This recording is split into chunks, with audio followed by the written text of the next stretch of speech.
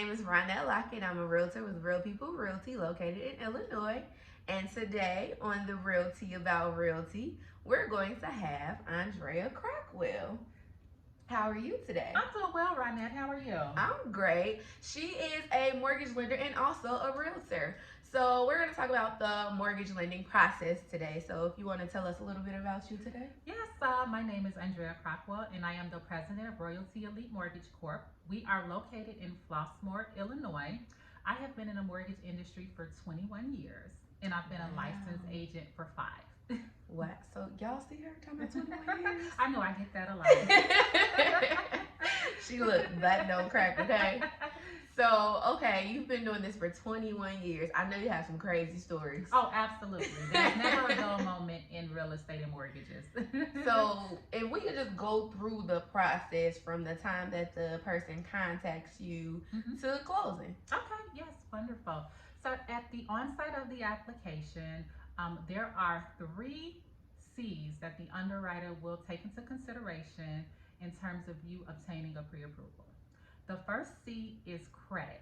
Okay, so there's a credit report that would need to be pulled, and it's called a tri-merge report, and that's going to entail all 3 credit bureaus. That's TransUnion, Equifax, and Experian.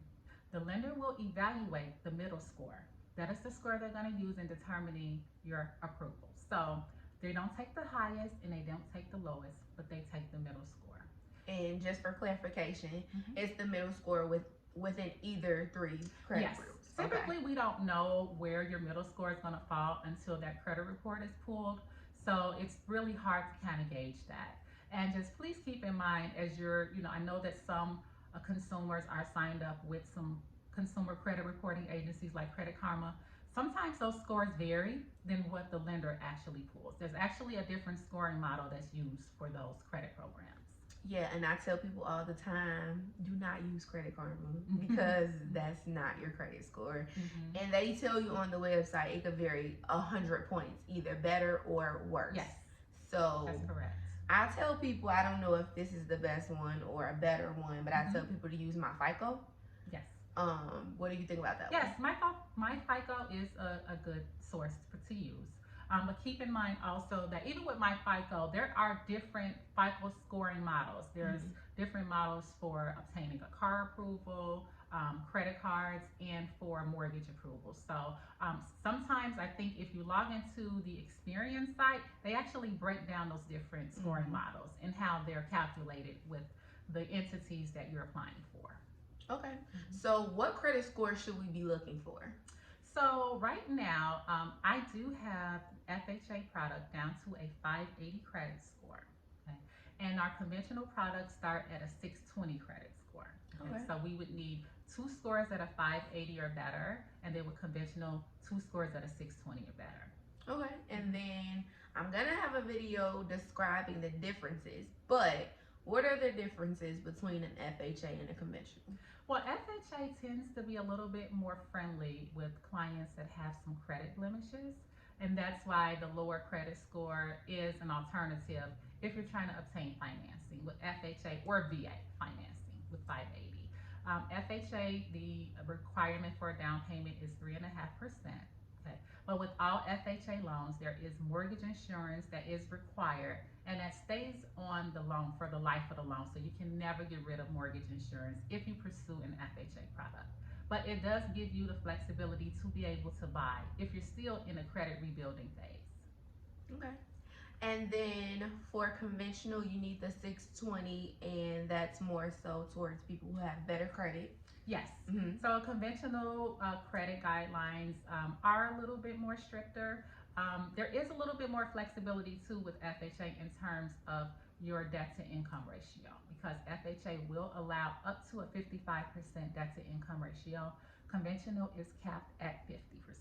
Okay, but conventional has come up with a pretty competitive product with against FHA. They do have a 3% down program, but those programs are geared towards clients in the low to moderate income range to qualify for that program. Okay, and then as far as we have credit score, we have income, we have all of that, what else do we need? So credit, collateral, which is your assets. Okay, so when you're applying for a mortgage loan, it's important to be able to show that you have enough money to support the loan that you're applying for. So that consists of your down payment and your closing costs. So with FHA, the down payment requirement is 3.5%. With conventional, depending on the product, that's 3 to 5%. Okay. So in addition to your down payment, you also have closing costs, which we estimate at about another 3% of whatever that contract sales price is. Okay. So some people have the misconception that the down payment is the closing cost, but the closing cost is a total different entity than the down payment. So we want to make sure that you're budgeting and you have enough funds to be able to support the loan. And do you have down payment assistance programs? I do. Actually, I just had a lender that rolled out a down payment assistance program down to a 580 credit score. Oh, okay. 580 credit score, up to 4 units, and 100% financing. Oh, So, wow. oh yeah, so it's a wonderful product. Most down payment assistance programs start at a 640, so I'm really excited about this product. Yeah, I gotta send you some clients. I'm ready. And I appreciate your business, Ronette. Thank you so much. She's great. Thank you. And then, okay, we have credit, collateral, and then Credit, collateral, and capacity. So the third C is capacity. So what the underwriter is going to be looking for is your cash flow after your monthly liabilities have been paid. So the monthly liabilities consist of your minimum payments that are due on your credit report. So they're going to be looking at your installment loans and your credit cards, okay, and any student loans, which is really important, okay. Student loans seem to be the challenge in most markets these days, because even though if they're in deferment, the underwriter is going to want to know what that payment will be when it's time for you to start paying. So please keep in mind, when you get ready to apply for a loan, you want to contact your servicer and make sure that you have them send over your payment plan so that you can have the accurate numbers to obtain your approval.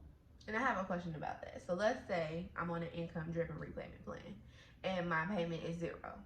How do you guys calculate that? So with the income repayment plan, what has to happen is if it's FHA, it's not acceptable. Okay, we have to have the best plan to apply for is the extended repayment fixed plan. And that plan is going to give you the longest amortization and the lowest payment that the underwriter can use in qualifying you. Okay, the income-based repayment plan can be used on a conventional loan. Okay, but typically it can't be at 0. If it's at $5, they'll take $5, but 0 is not an acceptable number. Okay, so the underwriters are going to want that official documentation from the servicer so they can accurately calculate your debt to income ratio and give you your approval limits. Okay, great. Sounds great. So with your student loans, guys, make sure you're taking care of that before you contact the mortgage lender, because they can't really do anything for you if your payment is at 0 or if you are in deferment. So that is news you can definitely use. Yeah, well, this has been some amazing content. I hope you guys are learning a lot from this, because Andrea just spit a lot of knowledge. So where can they find you? How can they reach you? Yes, you can reach me on Facebook at Andrea Crockwell, your mortgage professional. The name of my company again is Royalty Elite Mortgage Corp. We are on Instagram and we are on Facebook as well. Okay. All right. Well, thank you, Andrea. I appreciate your time. Thank you, Ronette, for having me. No problem. No problem. And today you had the realty about realty. You really got some realty today. You did get to see. So we'll see you again next Monday. Y'all hit the like and subscribe button. All right. Bye.